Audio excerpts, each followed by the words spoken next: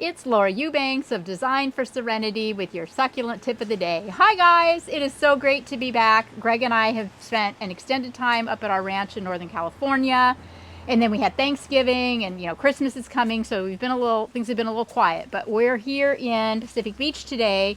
And I thought this would be a wonderful opportunity to show you all some strategies in your yard.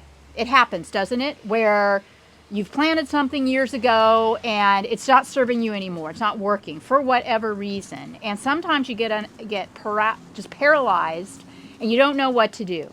So then you call me and I tell you what to do. So this client has two Lakeland Terriers that are adorable, but they're also little, stink pots out in the yard.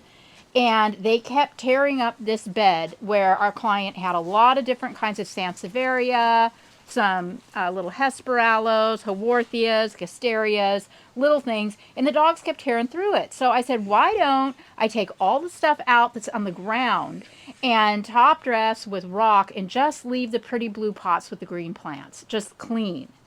She loved the idea. So we will solve that problem of the dogs tearing up this garden. And also remember, in your gardens, especially when you're doing cactus and succulent, and you know how these things tend to, they're the gift that keeps on giving, and they propagate, and they pup, and they do all the things, and you can become overwhelmed with too much plant material. Yes, folks that live in harsh climates, that is a real thing here in the land of milk and honey. We have more succulents than we know what to do with. So rather than continuing to try to move them around your yard, sometimes you just have to donate them, give them to neighbors, or buy another house with another yard. So, kidding. All of these plants that I took out of this area over here, I'm going to put in here because here's the thing. What she's tried to do on her own is put a bunch of little soft succulents in here. She's got some Harmsii and some little ghosties, and she's popped in jade cuttings and cotyledons. This is basically the same exposure and microclimate as the area that I was just discussing with you. So it's quite shady, bright light, but this isn't sustainable either because these things really need more sun. So she keeps struggling and replacing things and, ugh.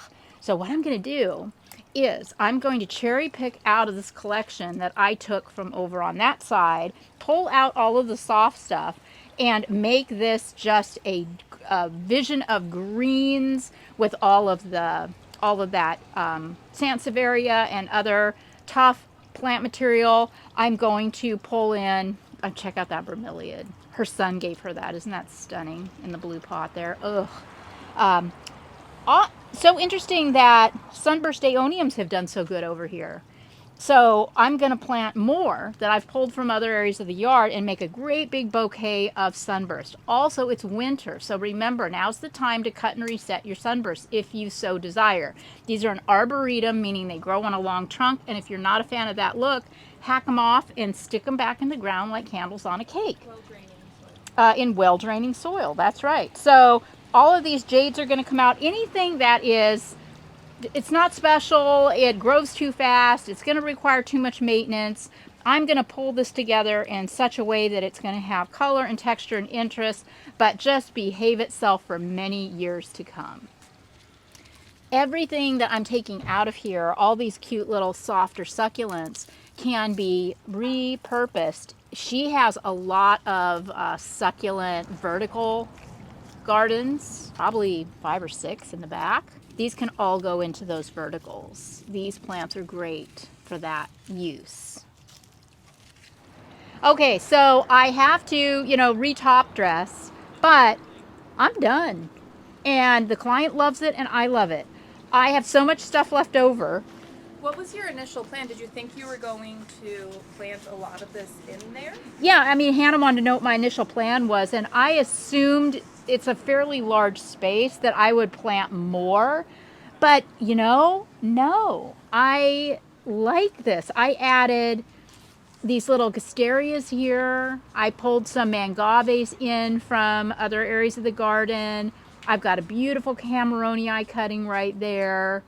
A few bromeliads, and that's it. I think partly too because of these gorgeous staghorns on the wall and those tillandsias and the fountain. I mean, there's just a lot going on, isn't there? So I think in this case, less is more. She's also got all these fabulous balls, these glass balls that I am obsessed with. I love them. So there's all the accoutrement out here.